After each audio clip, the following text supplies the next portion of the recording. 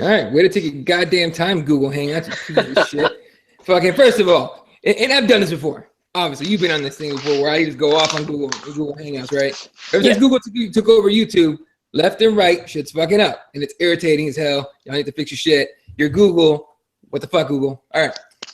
With that out of the way, welcome to In the Pocket, presented by CrossBonesMMA. My name is Eddie Law. That's Nick Pilecki through his phone, which is the reason we're shitting on Google today, because it kept kicking him off, which is weird. Every 5 seconds, it just kicks you off. So, regardless, we're here. We're here to talk about some MMA here. We're kicking off with Jon Jones and the interesting week he's had. Actually, interesting couple of weeks he's had, right? I mean, we're waiting for the guy that we consider probably is like the champ, the real guy, real 205 champ, right? Uncrowned king, whatever you want to call him. DC is calling him the paper champ. They've been going back and forth with some hilarious shit. And then on Twitter, they're just back and forth and back and forth and back and forth. So it's at the point where, where people are taking sides and everything, right? They've already taken sides. And then Jon Jones gets pulled over and gets a drag racing ticket, and your exhaust is too loud. First of all, I'm on Jon Jones' side on that shit. I think that cop was way out of line, just way out of line. You know what I mean? You can pull somebody over for drag racing, but not drag racing. You know? So it was. I thought that was some bullshit. So, and what else happened to him this week? He he got arrested, spent the night in jail, or a couple of nights in jail, and then the judge changed his probation. Whatever fucking agreement. So 2 things. 1, he keeps getting like help. Is it right? Is that what it seems like to you? It's like because I mean, look, even if it's bullshit, let's say you got pulled over and got like 5 tickets for drag racing and a bunch of shit. If you go into if you had on probation and you got arrested, please believe 1, you're not getting out for a while, and 2, they're not just gonna change your probation. You know what I mean? So people were talking about this on Twitter a little bit ago. I was going back and forth with somebody. And to me, people immediately think Dana White's going to go to bat for Jon Jones. All right. Might be true. Might not be. I think Jon Jones benefits from being a superstar in a small town. What do you think? I agree. He does benefit for being that small guy or the big guy in a small town. It sucks. It sucks to be Jon Jones because he has that target on his back. And I was listening to Tyron Woodley's podcast, and he's still in Albuquerque, and he's getting pulled over, and every cop knows who the hell Jon Jones is. Like, he's the guy, and maybe there's a target on his back, and I do think that cop was just way out of line. He was way out of line, just saying that he was drag racing when he wasn't, his exhaust. But then again, Jon Jones could have just kept his mouth shut and just took in the ticket, fought it later on and everything like that, but he opened his mouth too. So it's wrong on both parts, in my opinion. But you know what? I got a ticket for my exhaust being loud, way too loud once, and I don't have that car anymore. It's just, it happens. But I don't know. I hate to side with Jon Jones, but I'm on his side. Yeah, I'm on side of that on that point too. Now, he obviously, and it seems to me that a lot of people are taking this as Jon Jones does not give a shit about the law. You know what I mean? He doesn't care about breaking the law. He thinks he can get away with everything, whatever. And a lot of those people, they might be right. You know what I mean? Because he has gotten plenty of trouble. For being a pretty young guy, he's got a pretty long rap sheet with the cops. You know what I mean? So now here's the thing. Here's what I find funny is he's just calling DC a pussy repeatedly. Right, and DC, you know what DC comes back with? DC comes back with, oh well, at least I don't, I didn't hit a lady when I was on drugs and she was pregnant. Well, here's the thing: is just DC's not making any ground. He still gets booed. It's amazing because DC's right.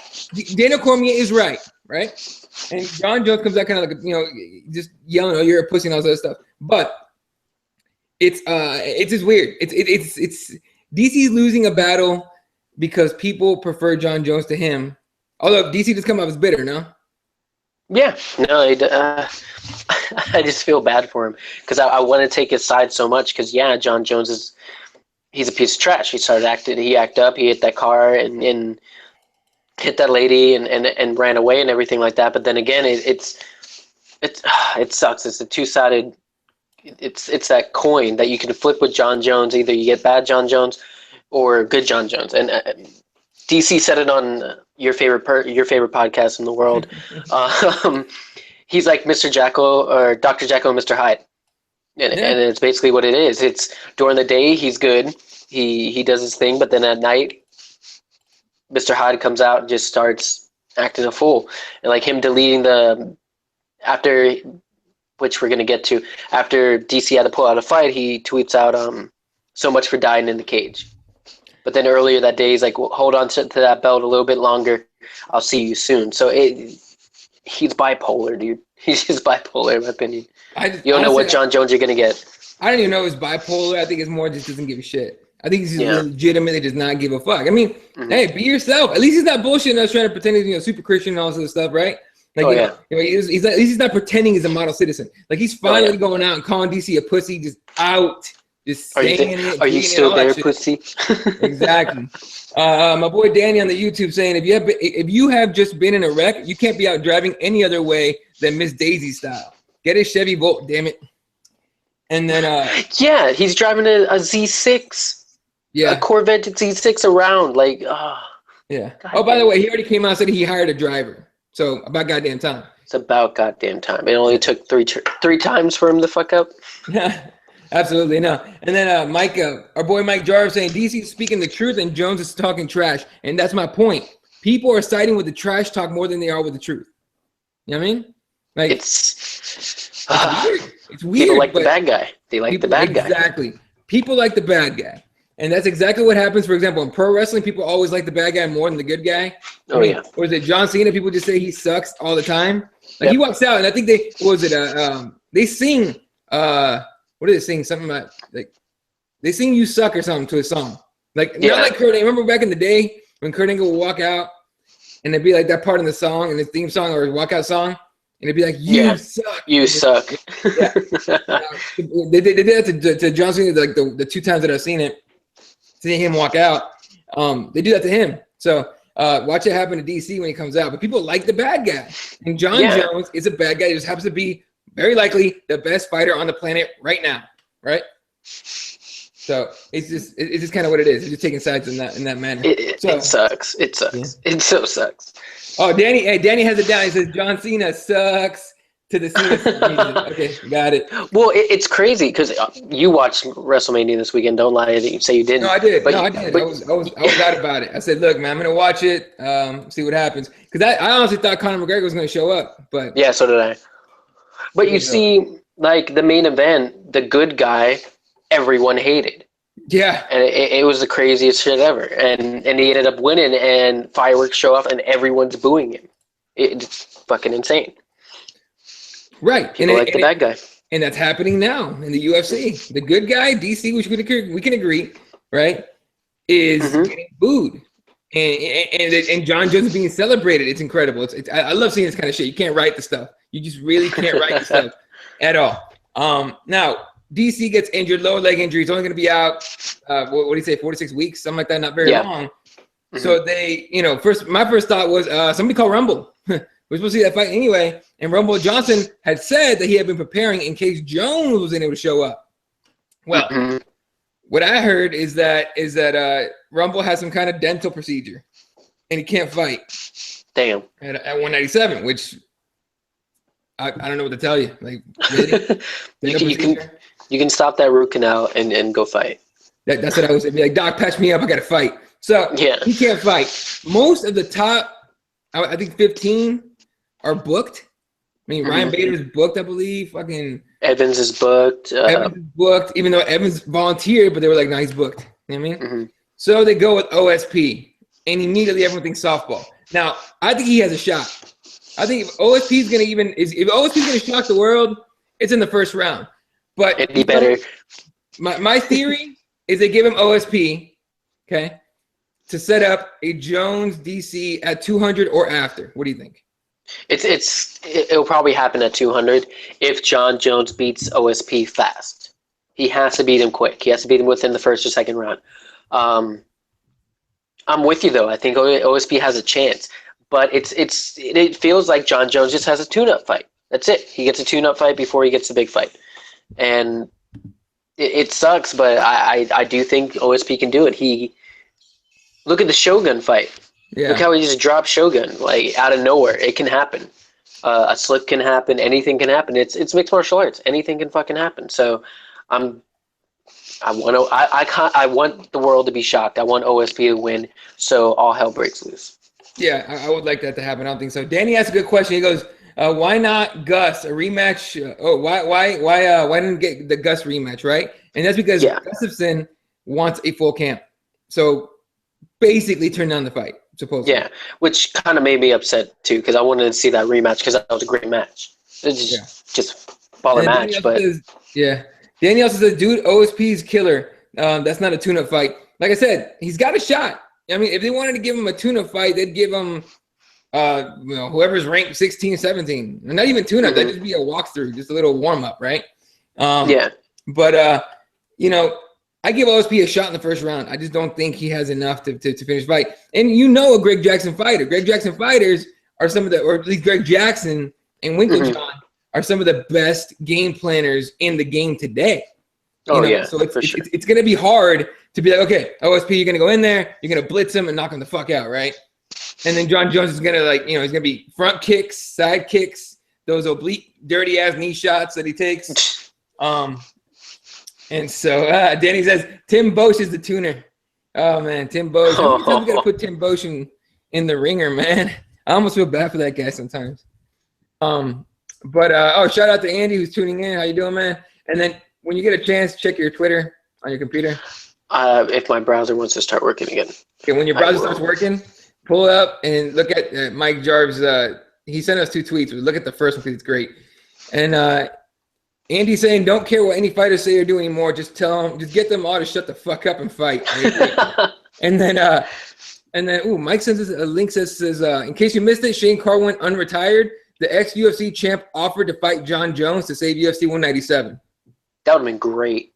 Like your chance. That would have been great. Look, he hits hard. We saw Shane Carwin almost finish Brock Lesnar. Right? Was that? Yeah, that was Shane Carwin. And then so it's kind of crazy. Oh, and then Mike UFC fighters edit. Oh, him in the DC in the hospital. Yeah. Did you already watch it? Oh, it's a video. Oh shit. Anyway. I remember that scene, the original. The original was pretty good, but this one's pretty good too. All right, so Mike Jarve saying Gus lost to Jones, Rumble, and DC. Good point. But in a bind, he'd be a great pickup if he was willing to fight on short notice, which he wasn't supposedly. Danny says, "What the fuck, Shane Carwin? Damn, he couldn't make 205. That had to be a catchweight." Well, Jones did say he'll fight anybody, a heavyweight or light heavyweight. That's what he said in his little Instagram post. Who knows if that was true or not? But that's what he said. So I think he would have fought Carwin and probably won. Just get him to the ground and take his back and it's kind of game time. But not to mention Shane Carwin hasn't fought in a long time. He's kind of old. So that's kind of where that's at. So all right, let's say John Jones wins, right? Yeah, against OSP, and they make that fight for UFC 200, and Andy's gonna be tearing his hair out on this one. I really don't. In fact, I'm 100% sure that it's not the main event. It better fucking be the main event. I'm tired of seeing Conor as a main event for no title and having his belt have an interim as the co-main. It's God damn it. No, it's going to be co-main. If John Jones and DC get on that card, it's going to be co-main. So that's why I don't think he's going to be on 200. I think it's going to be after. Maybe the New York card. Just pay DC a lot more money to do it. I think it's going to be your main event for the first Madison Square Garden card. I really do. I didn't think about that. That'd be a good idea, but fuck 200. I'm mad at 200. We'll get to it in a minute, though. You're mad at 200? I will get to it. And you brought this up. Interim titles. Left and right. Jones and OSP is for an interim title. Frankie Edgar and Jose Aldo, interim title. Why? Everyone, dude, it's everyone. It's a giveaway. Everyone, you have an interim title. I have an interim title. Mike, Danny, Andy, everyone's got an interim title at this point. We're all interim champs. Fuck it. It's not even serious anymore. Like, mine's right here. It's right here. It's right here. There you go. We're all interim champs at this point. We've all been awarded an interim champ because of Conor McGregor. Good job. It's fucking stupid. I remember your tweet about that, and I couldn't stop laughing. It's usually interim titles came out if the title holder was out for a year or more. Yeah, he was injured. This is a couple months. Why the hell do you need an interim title for Aldo versus Edgar?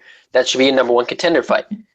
Yeah. Well, here's the thing about that. Here's the thing about that. That's an interim title fight because Conor won't drop the belt. He refuses to. And Dana White will not, tell his cash cow that he's not going to do it. You know what I mean? So it's really stupid. It's sad. It's sad, and it takes away from a lot of legitimate things. Andrew Reed tweeting over, I'm the UFC interim fat weight champion.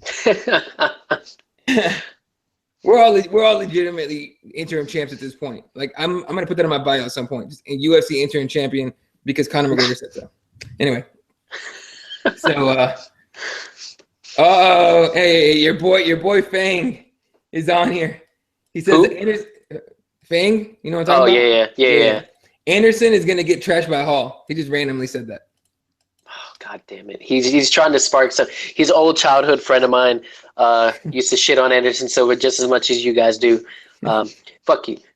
That's what I say. The sad part is he's probably right. So he's probably right, which sucks. And God damn it. Anyway, all right, moving on here. This weekend's card, we're gonna go over that very quickly here. Actually, it's just the main card. If my computer will work. All right, so we got Marina Moroz against Christina Stanciu. It's one of those cards that's like got very little fanfare, right? But usually those are the ones that perform pretty well. So after that, we get Igor Pokrzywajek against Jan Blachowicz. Basically, every impossible name to say ever is on this card. Timothy Johnson, who looks like Jesse Ventura, taking on Marcin Tybura. And then that giant Cameroon dude, Francis Ngannou. Yeah, Ngannou. Remember that guy? Ngannou, yep. I don't know who he knocked out. Joe Rogan tried to interview him, and he was like, hey, chill out. I gotta check on this guy. Like, and Joe Rogan's like, yeah. Okay. Yeah, all right. You killed someone, it's fine. It's okay. Yeah, exactly. So, it's one of those. And that guy's a beast, so I want to see him fight some higher level guys. Then we have Derek Lewis against Gabriel Gonzaga. I still don't understand why he's still fighting. And then the main event, Ben Rothwell against JDS. Let's talk about the main event. Ben Rothwell against JDS is a weird little matchup, bro. Right? Yeah, it is. Who you got in this one? I don't know. It's hard. Old JDS still with the one hand, and then Ben Rothwell, who's been shocking the goddamn world. Shit. I want to say Ben Rothwell because he's hungry. He wants that belt. He wants a title shot. He wants to be known.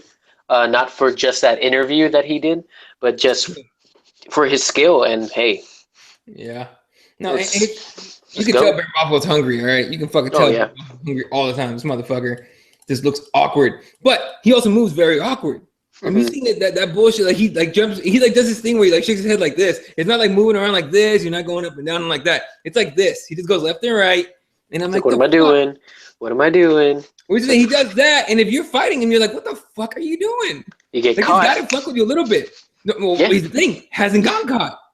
Recently hasn't gotten caught. So, but if anyone's going to do it, it's going to be JDS. Because JDS will get punched retarded and still fight. Insanity. You remember the Kane fight when he turned into a different person? Twice. He turned into a different person twice. It was just like a puddle of human flesh at the end on his face. It was fucking bad. JDS for sure. Please donate your brain to science for CTE and fucking concussion testing. Please, for sure. You fucking took some shit for sure. Donate your shit to at least help future generations. Goddamn. I like JDS in this fight. I think it's one of those fights where it's like Ben Rothwell probably could take him down. Probably. I mean, but I think JDS is going to be just a one-hitter quitter. I think he's due. Basically, JDS is due for some crazy finish, I think. So, all right, a couple more comments here on YouTube. Luis Enrique Barbosa de Oliveira. Kasim reminded me. That's the guy that Francis Ngannou knocked out with that, I think it was an uppercut, and everyone thought the dude was dead. Legitimately fucking dead. Dude did not get up for minutes. It wasn't even just Jesus. Yeah. Danny says JDS is totally one-dimensional. Rothwell totally well-rounded. I'll put $50 on Rothwell right now.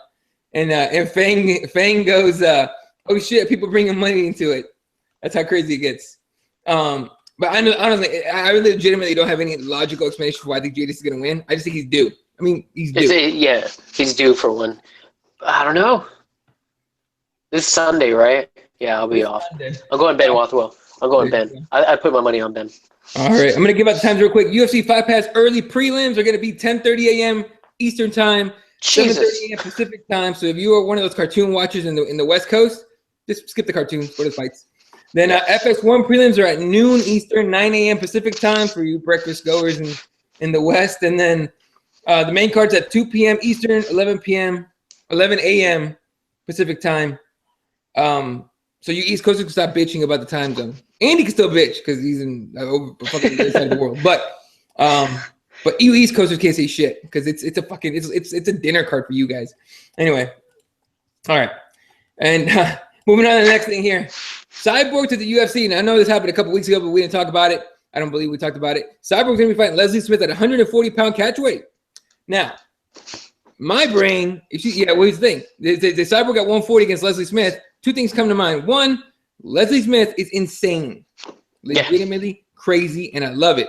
But I mean, remember, she's the one that was in Mexico, got her ear punched off by I think Jessica I, and she kept saying in Spanish, "I can continue. It doesn't hurt."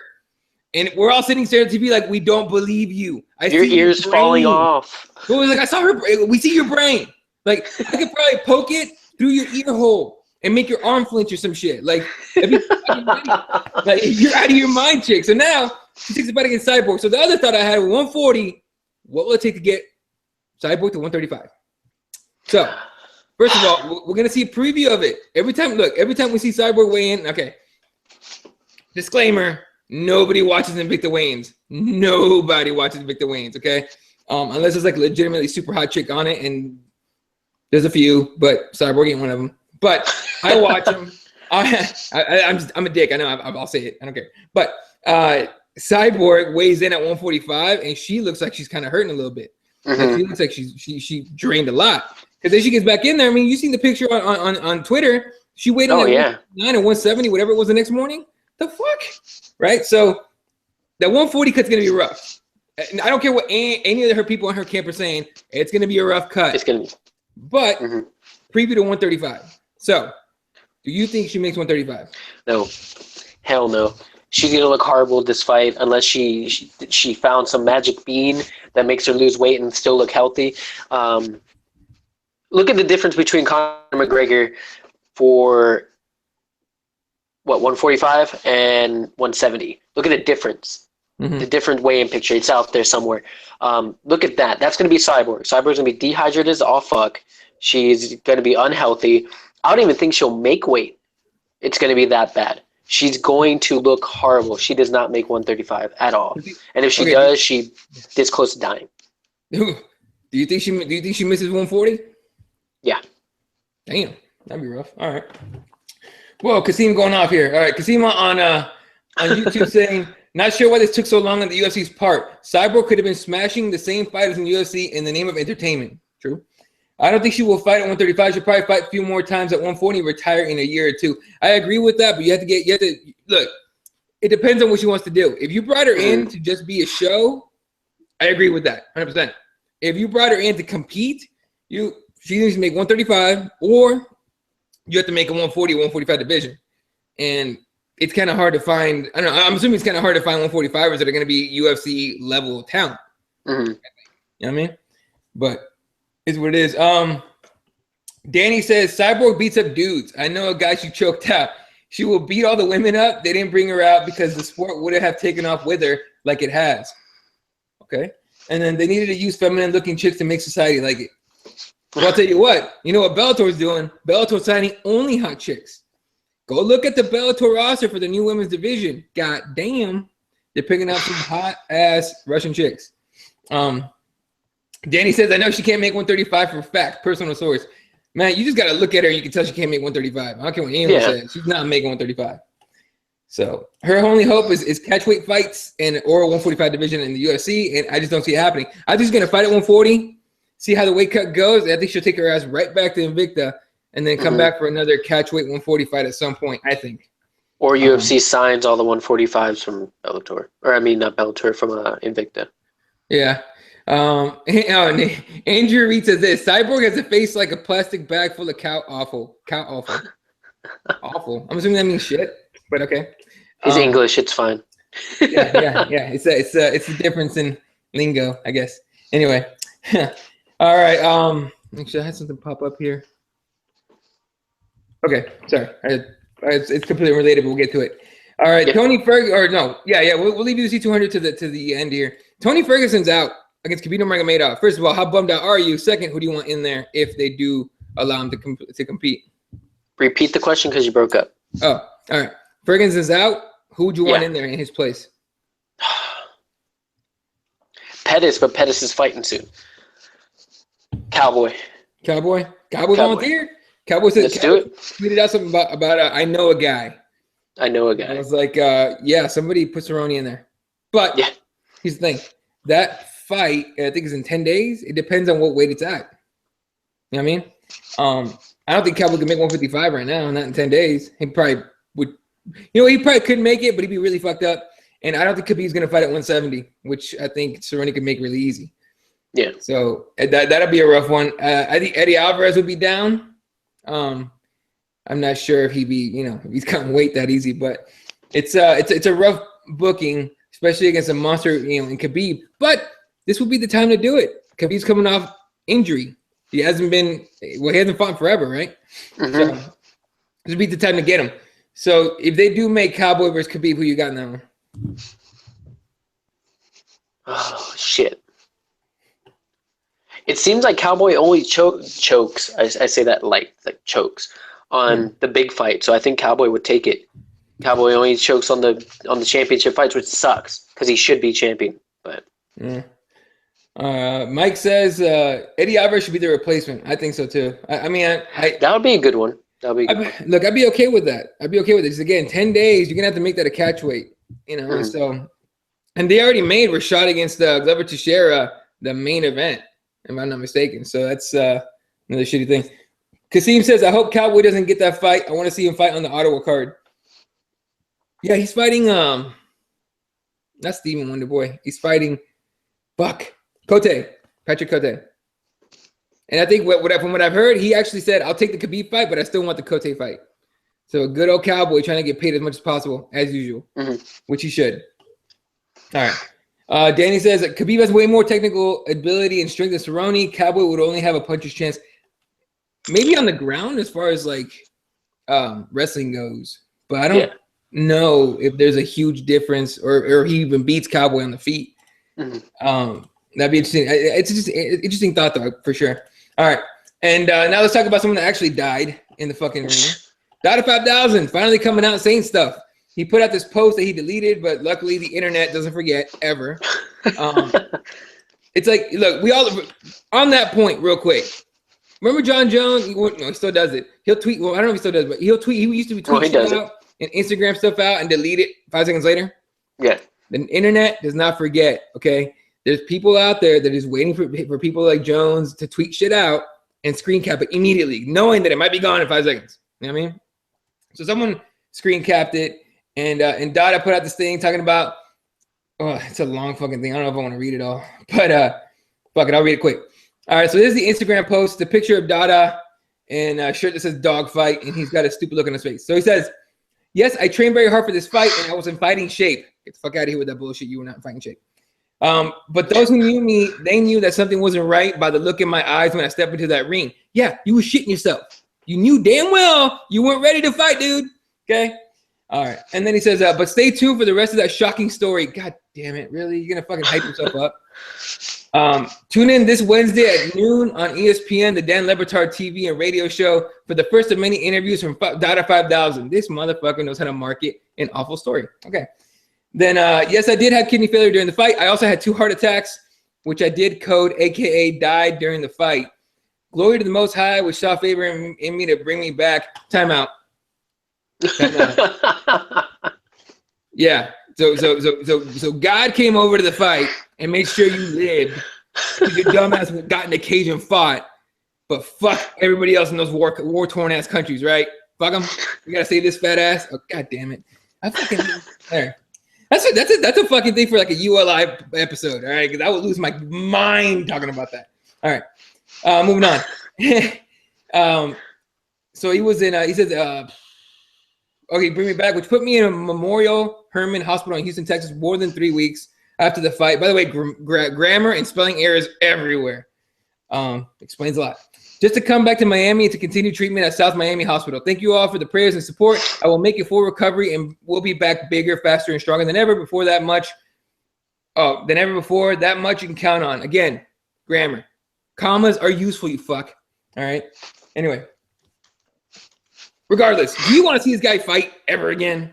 No. Hell no. Fuck no. Never. Ever come back to fight ever. Kasim's the man. Check this out. Kasim says on YouTube, says, Dada is 1-0 versus death. That might be the most impressive record in the history of anything and everything ever. I'm 1-0 against death, bitch. What's up? Like, there's beyond billions and beyond billions of people that are 0-1. This motherfucker's 1-0. He's gonna end up tied one day, but 1-0. It's incredible. That's fucking great. It's perfect. Oh shit, Mike with the correction says 2-0. He said he died twice. He died twice. I don't know. He died regardless, so it's fucked up. He had 2 heart attacks.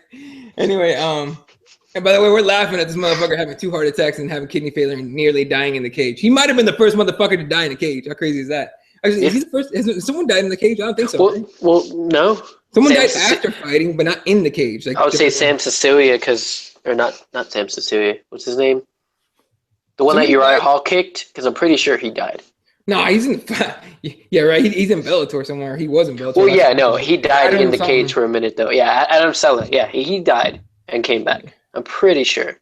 Yeah, he came back, but that was a crazy kick. That dude was like staring at the fucking ceiling, like I think he was begging Jesus to show up, and Jesus was like, "Nah, dude, not this time." Like.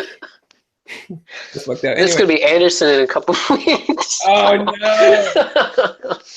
no. Anyway, all right. All right. Well, let's finish up the show talking about UFC 200.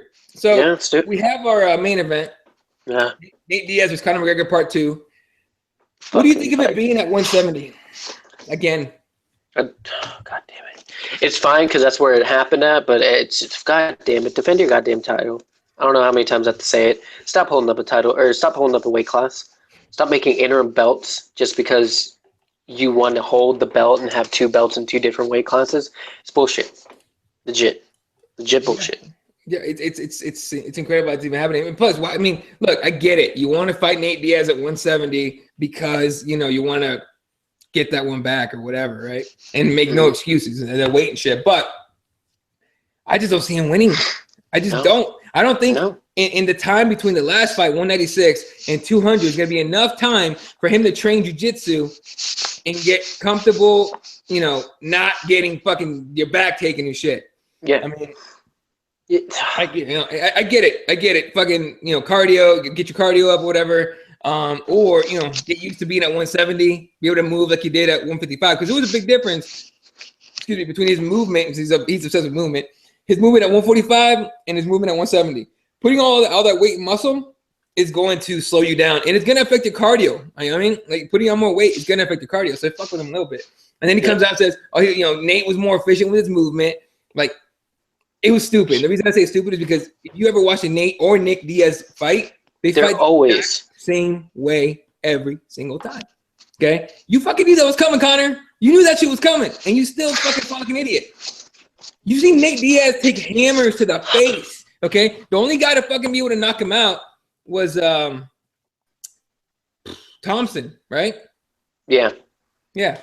Josh Thompson knocked him out. All right. In fact, Thompson was beating his ass, and Nick threw the towel right as the ref was like stopping the fight. Which it didn't count. Oh goddamn. So what do you think of this? The same thing's gonna happen. What? Oh, him getting finished again? Exact same thing. Yeah, he's going to get submitted. Diaz isn't stupid. He's going to probably stand a little bit more, punch him in the face a little bit more, just to teach him a lesson, because that's the Diaz way. And he's going to take him down and submit him again. Yeah. Couple comments here on the YouTube. Danny says, Anderson Silva's shin died in the cage. I agree. It's never been the same. Kasim says, Ramin Zainalov died in the cage. I'm going to have to look that up. I didn't know about that. I'm going to have to look that up for sure. Danny says it's rude to the other fighters, talking about the fucking Conor holding up belts or holding up divisions. Kasim says he suffered it. Oh, he's talking about Ramin. This Ramin Zainalov guy suffered a devastating blow to the head, which led to his collapse on the canvas. So it wasn't just a knockout. This dude died. Goddamn.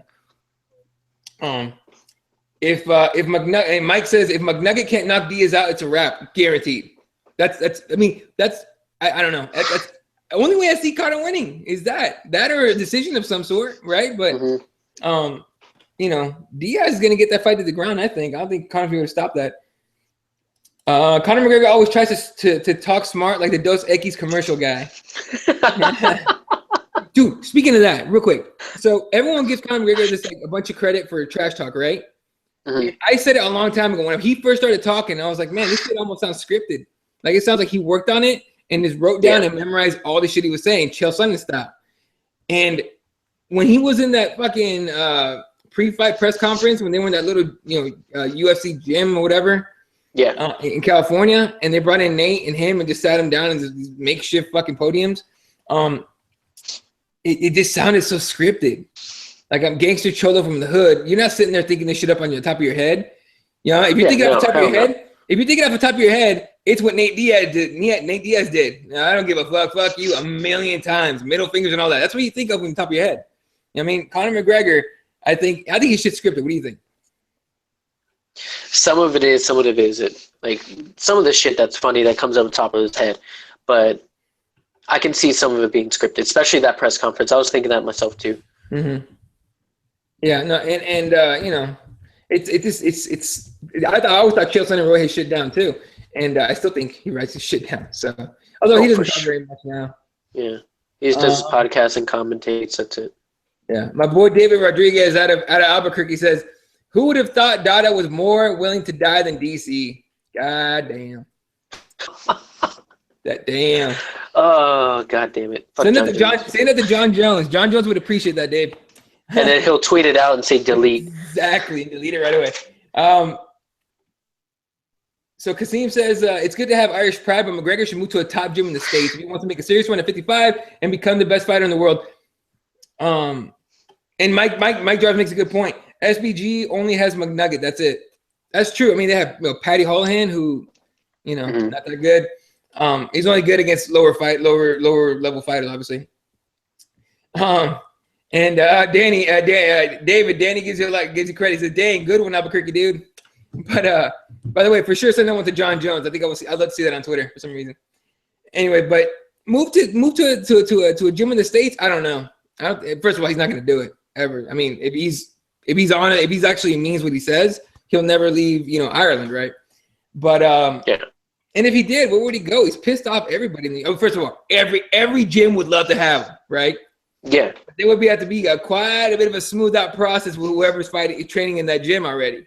But I think anyone would love to have him. Well, if you are Conor McGregor, what gym would you go to?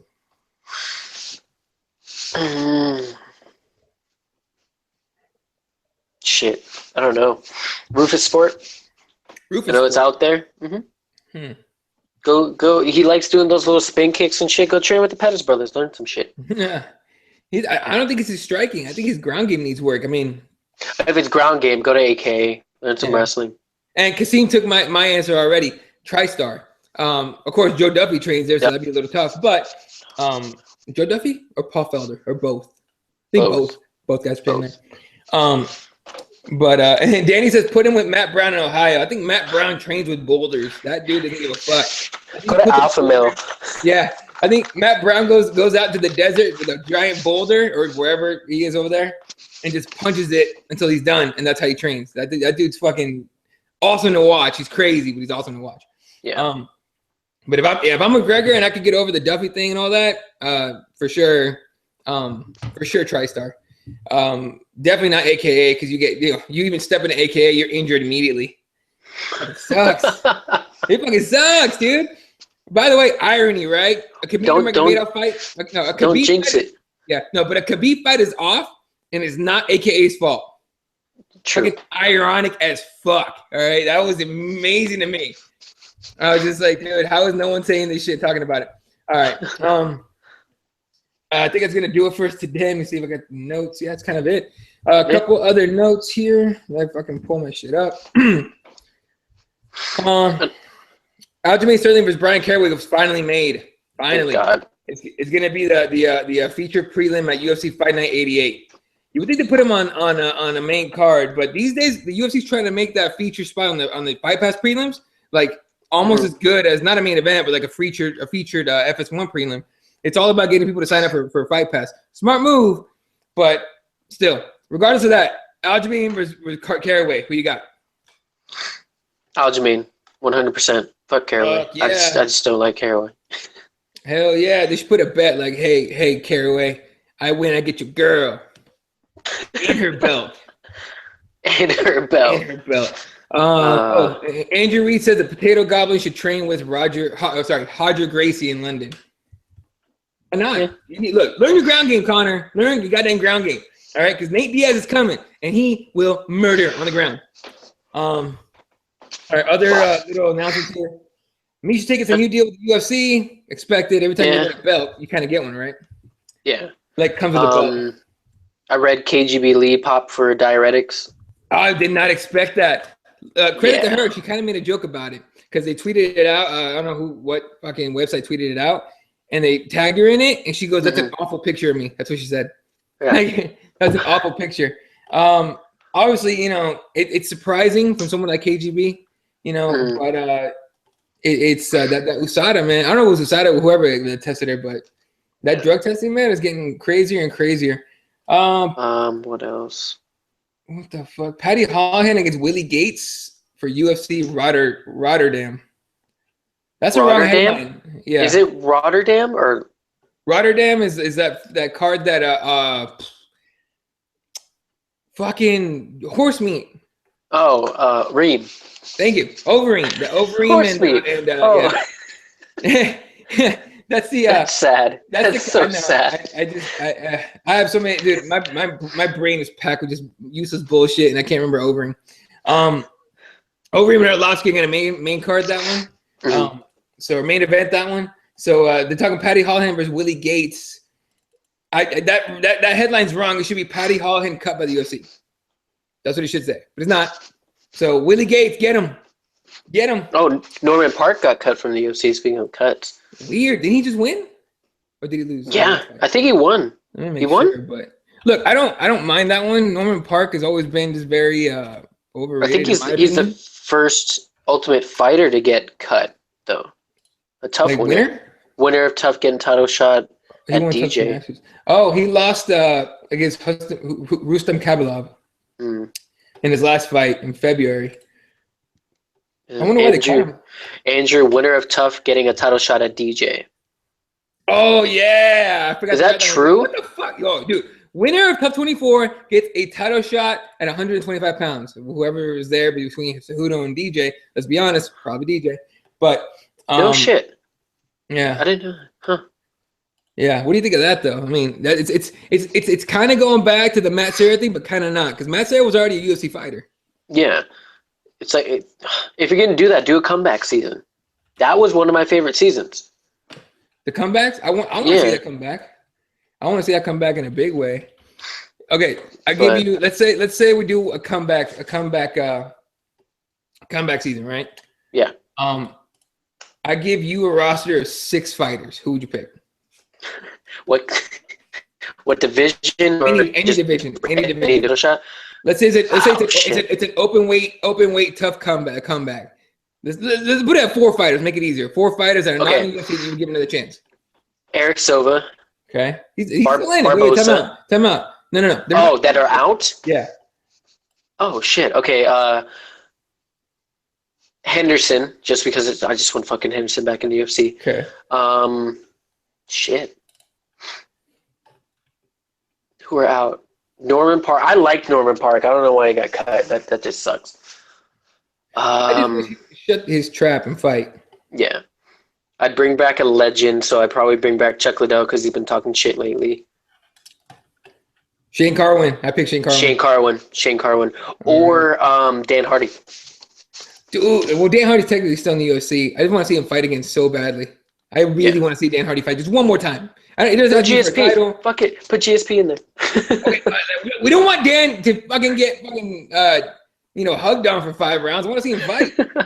All right, so that's gonna do it for us. Let me check the Twitter one more time before we go. Anyway, but yeah, real quick. The tough thing is winner getting a shot at DJ, like you're just setting up another awful fight because you're not going to find anyone that can beat him right now. No one's beating DJ. He's going to retire as champion. I don't If know Cejudo does not beat him, he retires as champion. There's no 125er that can beat him. I'll say this. Cejudo has a shot. I just don't see it happening. DJ just finds a way to win every time. And he makes it look stupid, easy, and boring. Like, he's so good, he bores people. That's how good he is. It's like I don't know if you watch, for anyone that watches basketball, Golden State against Minnesota Timberwolves last night. Now, granted, the Warriors did lose. The Warriors did lose, but they looked bored. They're so good, they were bored. They're already in there. They're just hanging out. That's it. Exactly. But that's almost what it looks like DJ does when he fights. He doesn't even look like he's trying. It's kind of crazy. Yeah. But I'm a big fan of DJ for sure. Mike Jarf saying DJ already cleaned out the division. Make super fight DJ versus McNugget. Yes. Dude. DJ wins. DJ destroys McNugget. Destroys. Really? Like more than Diaz. I think he'll just beat the fuck out of him the whole time. I don't know. It'd be a weird fight to see because for sure Connor's way bigger and taller. But yeah, I wouldn't mind seeing it. Danny says Cejudo can wrestle fuck him GSP style, dude. Believe it. That's what I'm saying. I think, yeah, because DJ's hard to take down anyway. But wait, you can take him down, he pops right back up. So he pops right back up. Yeah, so Cejudo can keep him down. Let's see something. But I'm not expecting very much out of that fight. I'm rooting for Cejudo. I really am. But I don't know. Just for change. It's just something different. I like seeing titles change and all that. But DJ's is that damn dominant, So yeah, it's what it is. All right, it's gonna do it for us today. Real quick, Danny Moore reminded me of something here. Country music legend, and I do know some country music legends. So relax, people. Merle Haggard died, I think today. Yep. Today at 79 years old. He made. I actually fucking used to listen to some of his stuff, and I didn't even know it was him. It was like 2 or 3 songs. I know one of them was that freaking Side of Me or something like that. Fighting Side of Me is one of those songs. But yeah, dude passed away. A lot of people, sending out, thoughts and all that. And I think the reason that I even heard of it, I follow Willie Nelson on Twitter. And Willie Nelson put it out about that. He said something about, quote, "He was my brother, my friend. I will miss him." So, yeah, R.I.P. Haggard. Do your thing, man. Good job and shit. All right. By the way, real quick before we end the show, because we're on the music thing. We're not talking about Willie Nelson. And, Willie's a big fan of marijuana. Here's my theory on why music's so shitty these days. Okay, I think bands and rappers and artists, all these people need to get back on acid. What do you think?